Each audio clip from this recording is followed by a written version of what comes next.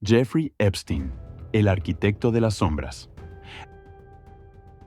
Hay personas que nacen con el destino escrito en una cuenta bancaria. Otras se dejan la vida escalando la pirámide social. Pero existe un tercer grupo, aquellos que, como fantasmas, aparecen de la nada y se instalan en la cima sin pedir permiso. Jeffrey Epstein no era un heredero, ni un genio tecnológico. Pasó de ser un profesor de matemáticas sin título universitario a convertirse en el confidente de presidentes, el asesor de multimillonarios y el anfitrión de la realeza. ¿Cómo un hombre de origen humilde logró que el mundo entero se arrodillara ante él? Hoy desglosamos la ascensión, el misterio y la caída del hombre que convirtió el secretismo en su mayor activo. Nacido en 1953 en el seno de una familia trabajadora de Brooklyn, Epstein era brillante pero indisciplinado. Abandonó la universidad, pero su audacia lo llevó a un lugar impensable, la Dalton School, una de las escuelas más exclusivas de Manhattan. Sin título, pero con un intelecto afilado, daba clases a los hijos de la élite de Wall Street. Fue allí donde conoció a Alan Greenberg, el entonces CEO del banco de inversión Bear Stearns. Greenberg vio en él algo que el mundo académico no apreciaba: una falta total de miedo. En 1976, Epstein cambió las pizarras por los parqués de la bolsa.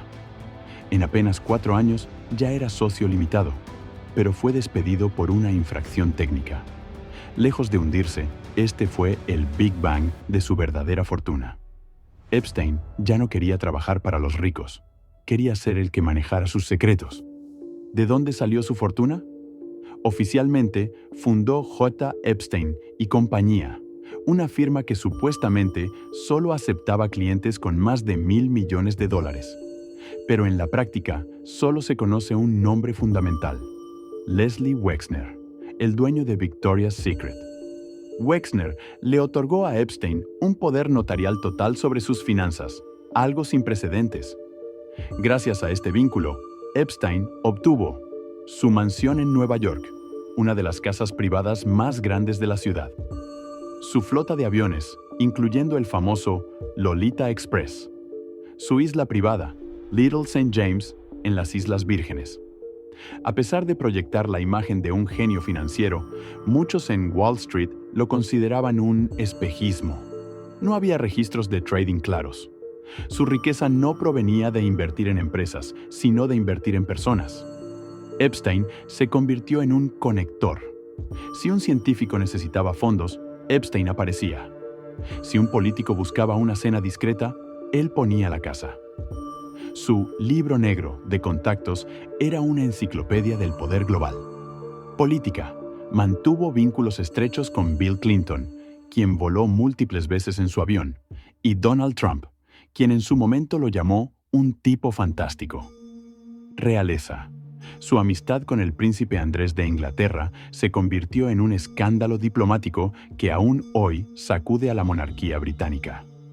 Ciencia. Financiaba a mentes brillantes como Stephen Hawking o Marvin Minsky, buscando rodearse de un aura de intelectualidad que validara su posición social. No vendía acciones, vendía acceso, y ese acceso venía con un precio que pocos se atrevían a cuestionar. En 2005, el castillo de naipes empezó a crujir.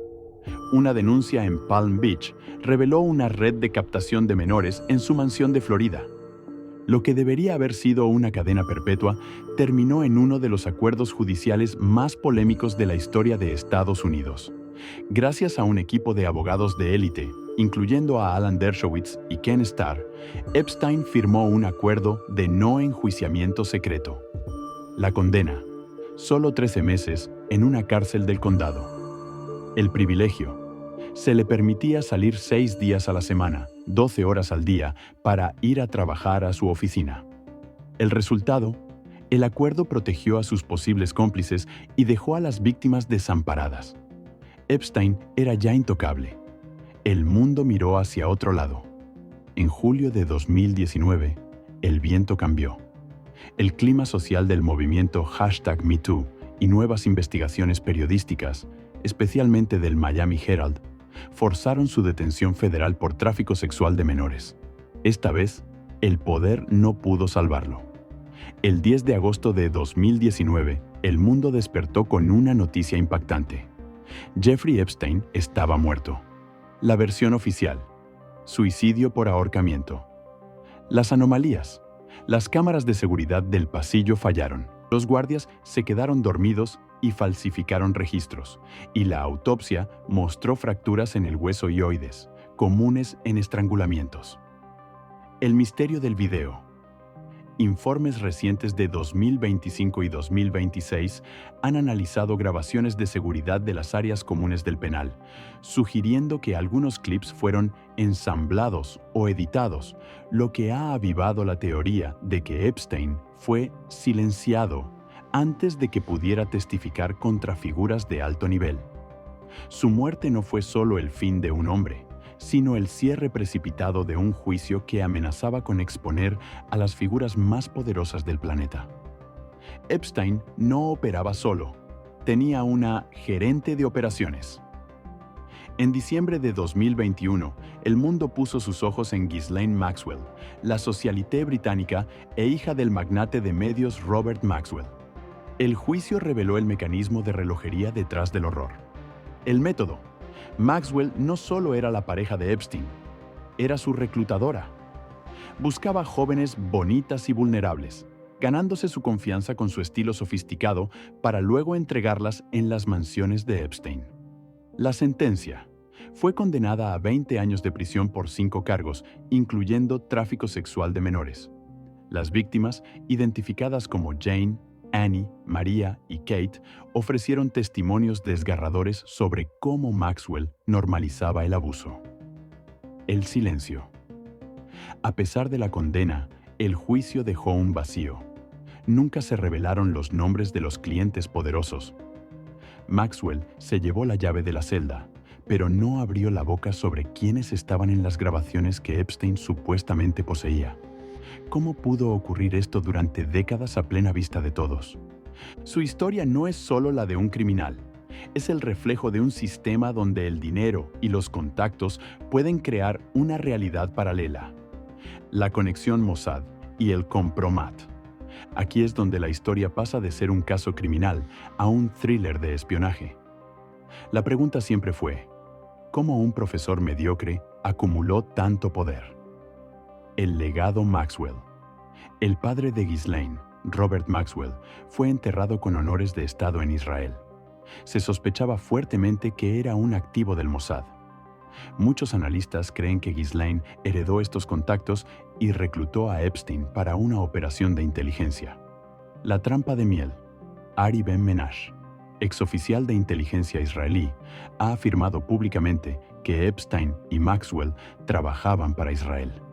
El objetivo era el compromat: grabar a políticos y empresarios en situaciones comprometedoras para luego chantajearlos y asegurar que las políticas globales favorecieran los intereses israelíes. La frase de Alexander Acosta. Cuando Alexander Acosta, quien negoció el polémico acuerdo de 2008, fue cuestionado por el equipo de transición de Trump, su respuesta fue escalofriante: me dijeron que Epstein pertenecía a la inteligencia y que lo dejara pasar. ¿A qué agencia se refería? ¿CIA, Mossad o ambas? Epstein ya no está, pero la red de poder que lo sostuvo sigue ahí, oculta en las sombras de los mismos círculos que un día lo llamaron amigo.